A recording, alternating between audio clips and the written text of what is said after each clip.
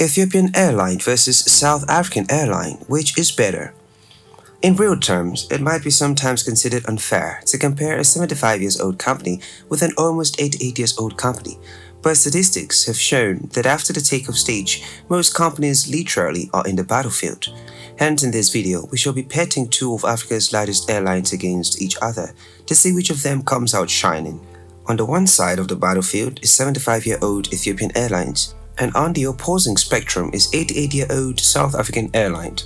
Hello Explorers, welcome to another informative video presented to you by Explorer. If you're new here, welcome. Be sure to subscribe and turn on notifications so you don't miss out on any of our videos. Ethiopian Airlines, formerly Ethiopian Airlines (EAL), often referred to simply as Ethiopian, is Ethiopia's flagship carrier that is wholly owned by the country's government. Founded on 21st December 1945, it commenced operation in April 1946, expanding to international flights in 1951. The firm became a share company in 1965 and changed its name from Ethiopian Airlines to Ethiopian Airlines, with the company's slogan, "The New Spirit of Africa." Its hub and headquarters are at Bole International Airport in Addis Ababa, with secondary hubs in Togo and Malawi. South African Airways (SAA), also the state-owned flight carrier airline, is headquartered in Airways Park at OR Tambo International Airport in Johannesburg. South African Airways was formed on 1st February 1934 following the acquisition of Union Airways by the South African government. The 87-year-old airline started off with 40 staff members, and between 1953 and 1973, the airline experienced a jet age, which indicated not only growth but also profitability. Operating an impeccable airline linking over 40 local and international destinations in the 1940s to early 1980s, the boat of progress began in mid-1950, following the terrible effects of apartheid. But SAA came back, rebranding itself from the late 1990s to the early 2000s to catch a better account. Both airlines have pretty good portfolios, but then in order to truly access the value of these giant airlines, we have to look at the current reach, available airplanes and jets, finances as well as management. Strategic ambitions and landmarks. Both airlines are government-owned and the flag carriers of their respective nations. Whereas many African state-owned airlines are often poorly run, with nepotistic purposes and political intervention, Ethiopian Airlines remains professionally run and managed, which is why it is described as a capitalist success in Marxist Ethiopia. The Ethiopian Airline has had many accolades associated to its name, seen as one of the most reliable and increasingly profitable airlines in the world.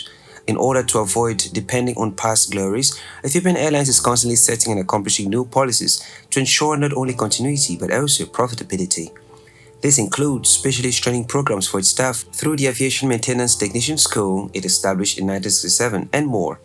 Ethiopian Airlines has started and beyond measures attained several of its goals, including Vision 2010 in 2005 and Vision 2025 in 2010. Ethiopian Airline is also growing through acquisition, such as the acquisition of 49% of Malawian carrier Air Malawi in 2013, the strategic partnership agreement with the Zambian Airways in 2018, a deal with DHL, an agreement with German Aerospace in 2018, an interline agreement with South Africa carrier Sam Air in 2021, and more.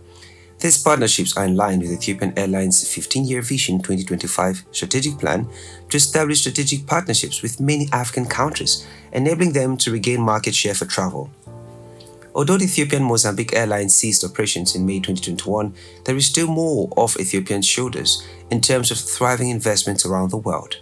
Talking about statistics with South African Airways, the business trends for the South African Airways Group are based mainly on the published annual reports, but there are gaps and some inconsistencies, largely because the reports may vary year by year in the information given and because figures are frequently restated in subsequent years. No figures appear to have been made public since SAA went into bankruptcy protection in December 2019. But prior years of the company are filled with problems such as corruption, prices fixing, racism, anti-competitive practices, and non-fit, especially from 2012. South African Airways was also hit by strike action by unions starting 15 November 2019, with an agreement in principle being reached on 22 November 2019.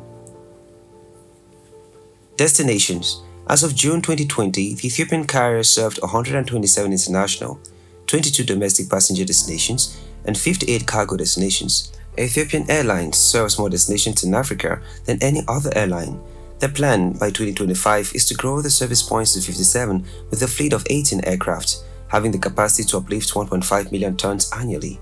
In order to enable the airline to earn and spend miles better on its networks, the Ethiopian Airlines has also established several alliances and code-share agreements around the world. This includes Ethiopian Airlines' frequent flyer program with Sheba Miles and Lufthansa's Miles in 2007, the carrier partnership with ASKY Airlines in 2008, and officially joining Star Alliance in 2011. Ethiopian Airlines has code-share agreements with almost 30 airlines around the world, including South African Airways itself. South African Airways flies to 20 destinations in 17 countries in Africa, Europe and North America, South America, Asia and Australasia. The airline has a strong presence in Southern Africa and within South Africa.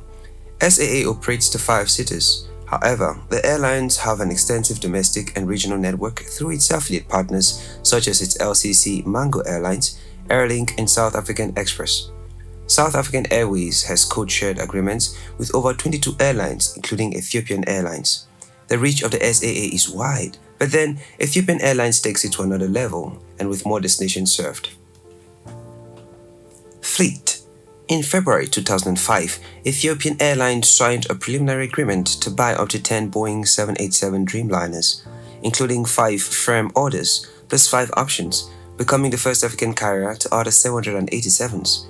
On 31st May 2005, the Boeing announced that Ethiopian Airlines had exercised its purchase rights and confirmed a firm order for 10 aircraft. The carrier was the first African Airlines order and to operate the Boeing 777-200LR.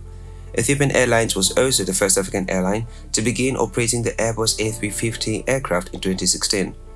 On the other hand, most of SAA's aircrafts are retired, with up to almost 40 aircrafts under the category. South African Airways currently has 4 Airbus A340-600, 4 Airbus A340-300, 1 Airbus A330-300, 3 Airbus A319-100, but 39 retired aircrafts. Therefore, when it comes to the number of aircrafts currently running, Ethiopian Airlines has more in that domain. But then, let's look into the services offered by these airlines. Probably, there will be a difference in the dynamics.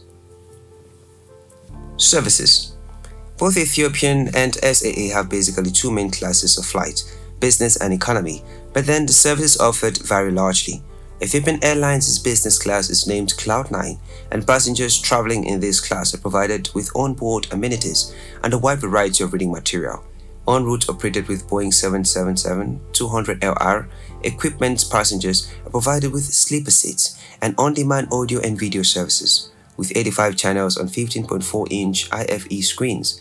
A variety of meals ranging from light snacks to hot dishes and amenities are provided to passengers flying on this economy class, both depending upon the length of the flight.